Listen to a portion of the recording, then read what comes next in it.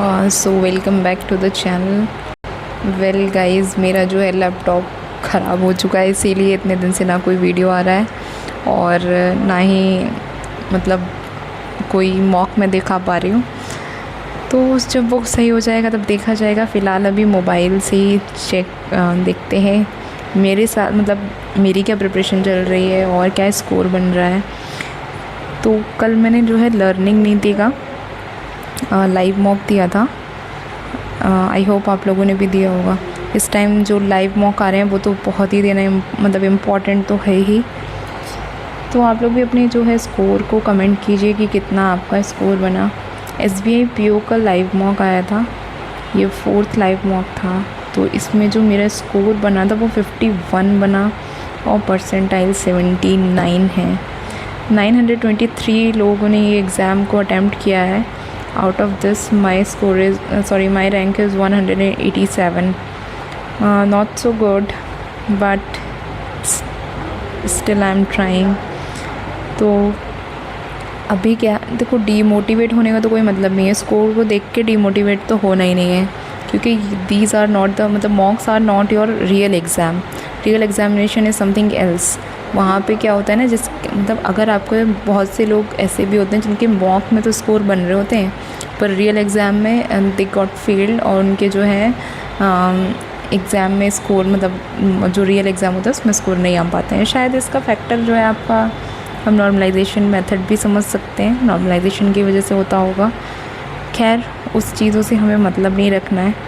इसकी जो इंग्लिश थी वो मुझे मॉडरेट लगी, मतलब इसका जो लेवल था मॉडरेट का मतलब लेंदी थी, टफ़ नहीं पर हाँ लेंदी थी। इसमें मेरे 3 गलत हुए हैं, थोड़े से लेंथ की वजह से क्वेश्चन छूटे हैं मेरे।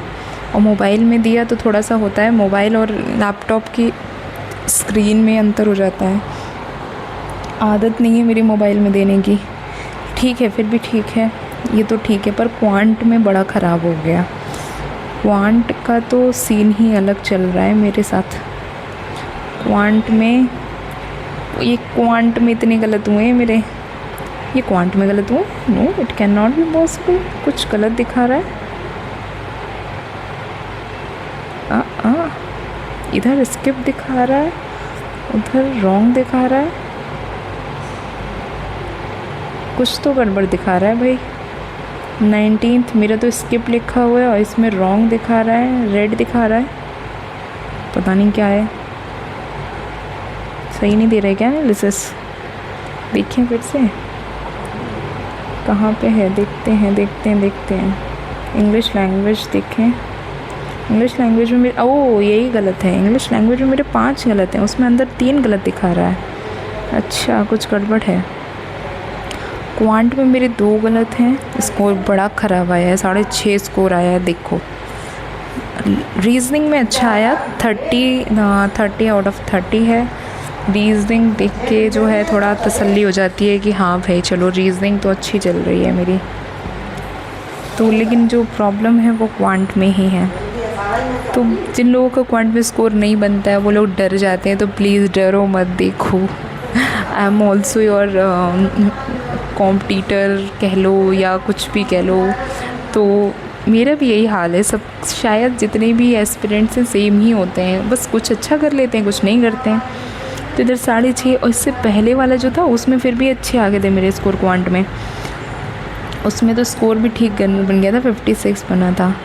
तो इंग्लिश लैंग्वेज में मेरे 21 बने थे, क्वांट में 12 बन गए थे, फिर भी 12 बन गए थे। तो ये तो हाल चल रहा है। ठीक है, चलो आप लोग भी अपना कमेंट में बताना कितना स्कोर आया है लर्निंग नीति मतलब इसका जो लाइव था। बाकी रहा देखो, एक रियल चीज़ मैं अगर बताऊँ, अभी तक मैंने जितने एग्ज़ाम दिए हैं, मेरा जितना स्कोर मतलब जितना भी स्कोर मॉक्स में बना है उससे ज़्यादा ही रियल एग्ज़ाम में बना है हमेशा। हाँ, एक बार पिछली बार IBPS PO में थोड़ा सा कम हुआ था, वो नॉर्मलाइजेशन हुआ होगा क्योंकि इजी आया था थोड़ा पेपर, तो कट ऑफ फिर भी जो है क्लियर हो गई थी। तो आपका जो मतलब यहाँ पे जो आप कर रहे हो ना मॉक में, ज़रूरी नहीं है आपका रियल एग्ज़ाम में हो ज़्यादा ही आएगा। हाँ, अगर आपने मॉक को याद रख रखा है रियल एग्ज़ाम में, मतलब उसी डर के साथ कर रहे हो, तो क्या होता है कि अगर आप मतलब आप वहाँ पे भूले नहीं कि आप भूल जाओ मॉक वगैरह, बस स्पीड करते जाओ, ये वाला सीन नहीं आया आपके अंदर, तो क्या होगा फिर आप उतने पे अटकोगे जितना आप मॉक में कर पा रहे थे, उतना ही फिर आप वहाँ कर पाओगे। अगर आपके दिमाग में मॉक चल रहा है रियल एग्ज़ाम में बैठ के, तो कभी कभी होता है हम ध्यान नहीं दे रहे होते पर इंटरनली हम वो मॉक में जी रहे होते हैं, सामने रियल एग्ज़ाम होता है पर हम जैसे मॉक में कर रहे होते हैं वैसे ही वहाँ पे कोशिश करते हैं करने की। तो वहाँ पे जाके मॉक्स को भूलना पड़ता है, केवल अपनी स्ट्रैटेजी ध्यान रखनी होती है। लेकिन उस टाइम पे भी कभी कभी स्ट्रैटेजी क्या होता है कि आपका एग्ज़ाम पैटर्न मान लो एकदम से चेंज हो गया, आप स्पीड मैथ्स के क्वेश्चन सोच के गए हो लेकिन आए ही नहीं सामने, तो क्या करोगे, घबराओगे थोड़ी ना, तो तुरंत उस चीज़ को टैकल कर लो, चेंज कर लो, ठीक है अभी हटाओ, जो क्वेश्चन हो रहे हैं वो करेंगे। तो कम से कम दिमाग में ये चीज़ें रखो जिससे अडेप्ट हो जाओ एकदम से। यहीं पे प्रॉब्लम हो रही होती है और कहीं नहीं, भूल जाना होता है ना रियल एग्ज़ाम में भूल जाना होता है मॉक टेस्ट को, स्ट्रैटेजी याद रखनी होती है। तो यहाँ पे SBI PO जितने भी हुए हैं ये प्रीलिम्स हैं, स्टार्टिंग के तो मैंने दिखाई दिए हैं, चौथा और पाँचवा बचा था शायद, चौथा SBI इसका कितना है, इसमें तो 44 ही स्कोर आया, इसमें 14 से 21, इसमें 12.5 है, 16.5 के आसपास आया क्वांट में, रीजनिंग में 15। तो देखो हर मॉक में सब अलग अलग है, गाइडली के मॉक में अलग स्कोर आ रहा है और लर्निंग नीति के लाइव में अलग आ रहा है, सब में अलग जा रहा है। और देखो इसमें मॉक 5 में मेरा क्या है 60 आया स्कोर, कितना वेरिएट हो रहा है स्कोर 61। इसमें इंग्लिश में 26 आया है, क्वांट में 15 आया है, रीजनिंग में 18 आया है। तो लगभग शायद जितने शायद आप लोग के आ रहे होंगे उतने ही मेरे आ रहे हैं। बस क्या है कि मुझे फ़िलहाल अभी डर नहीं लग रहा है, इसलिए क्योंकि मैं पहले एग्ज़ाम फ़ेस कर चुकी हूँ। और आप लोग अगर बिगिनर हो, पहली बार फ़ेस करने जा रहे हो, या फिर अगर मतलब एक वो फ़ियर को आपने टैकल नहीं किया है तो आपको ज़रूर डर लग रहा होगा, पर डरो मत, क्वेश्चन लगाओ और भूल जाओ इन द सेंस क्वेश्चन को मत भूल जाओ, डर को भूल जाओ और क्वेश्चंस को प्रैक्टिस करते रहो जब तक एग्ज़ाम सर पे मतलब बिल्कुल सामने आ नहीं जा रहा। जितने मॉक लगा पाओ लगा डालो, जितने प्लेटफॉर्म के लगा पाओ लगा डालो, लेकिन परचेज़ सिर्फ एक ही प्लेटफॉर्म के करना, जो लाइव मॉक आ रहे हैं वो सारे प्लेटफॉर्म के लगा लेना, ठीक है। और अगर आपको टीचर्स में कन्फ्यूजन हो रही है तो मेरे तो देखो बस 2 ही टीचर मुझे क्वांट के लिए समझ में आते हैं, एक आशीष अरोड़ा सर हो गए और एक हर्षल अग्रवाल सर हो गए। अभी तक का आपको बेसिक तो कंप्लीट कर ही लेना चाहिए था, मतलब अब जो टाइम आया आपका बेसिक लगभग अभी तक कंप्लीट हो जाना चाहिए था और आपको रिवीजन करना चाहिए अभी से। अगर आप बिगिनर हो, आपने स्टार्ट अभी से किया है तो अभी तक आपका बेसिक जो है पूरा कंप्लीट होके रिवीजन स्टार्ट हो जाना चाहिए। और साथ में प्री के मॉक देने स्टार्ट कर देना चाहिए, क्योंकि एकदम देखो स्पीड नहीं बढ़ पाती अगर आप बिल्कुल एवरेज स्टूडेंट हो। उसमें कहने में बुराई नहीं समझनी चाहिए, अपने आप को मेजरमेंट देना चाहिए कि आप एवरेज पे हो कि बिलो एवरेज हो, या फिर थोड़ा अच्छा परफॉर्म कर रहे हो तो भी अच्छी बात है। अगर आप अच्छा परफॉर्म कर रहे हो तो आप आराम से 2-2 3-3 दिन बाद एक मॉक दे दो, कोई दिक्कत नहीं है। अगर आप एवरेज हो तो आप हर दिन रेगुलर एक मॉक ज़रूर देते रहो, उसको एनालाइज़ करो, उसके क्वेश्चन क्वांट के ज़रूर सॉल्व कर लो, मतलब छोड़ो मत बिल्कुल भी, जितने ज़्यादा क्वेश्चन लगाओगे बैठ के।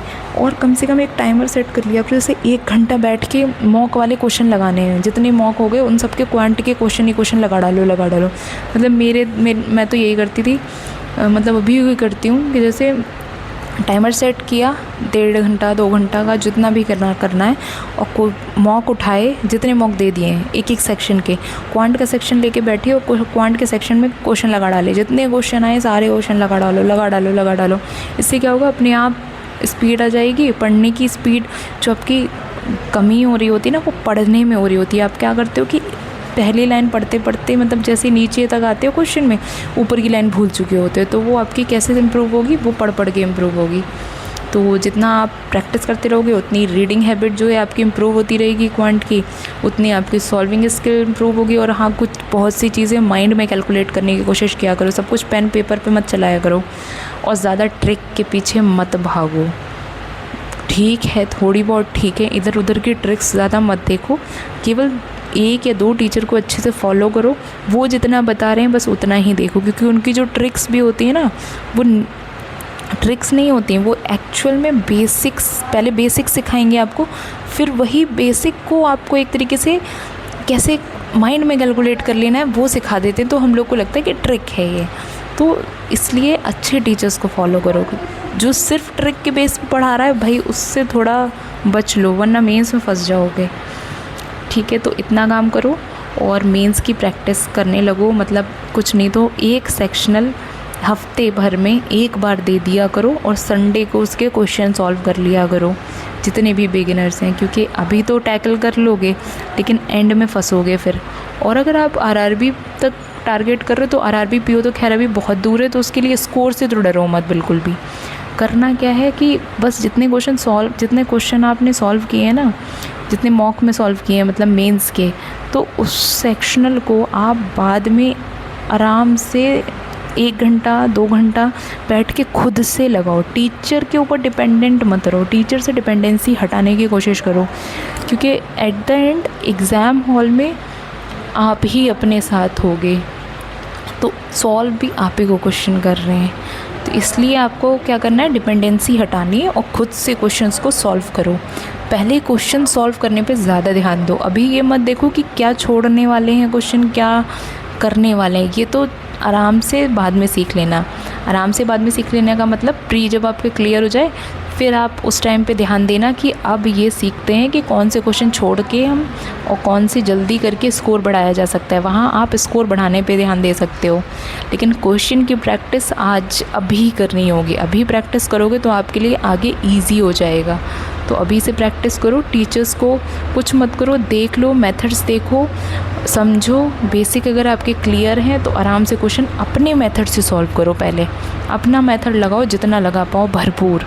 उसके बाद अगर टीचर का मेथड आपको अच्छा लग जाए तो कुछ मेथड अपना लो। अगर सारे मेथड नहीं अपना पा रहे हो तो कुछ ही मेथड अपनाओ, मत अपनाओ सारे। क्यों कॉन्फ्लिक्शन दिमाग में लाना है कि वो सर ने क्या बताया था लेकिन नहीं मुझे तो ये याद आ रहा है, तो वहाँ पे क्या होता है, आपका टाइम वेस्ट होता है।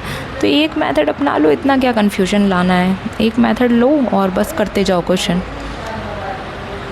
तो all the very best for the examination. फ़िलहाल SBI PO काफ़ी करीब है और आई थिंक प्री में ज़्यादा मेहनत करनी है SBI PO। मुझे भी अपना स्कोर सुधारना है क्वांट का।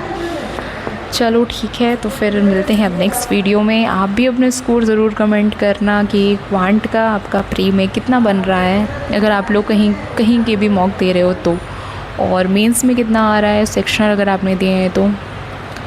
Thank you so much.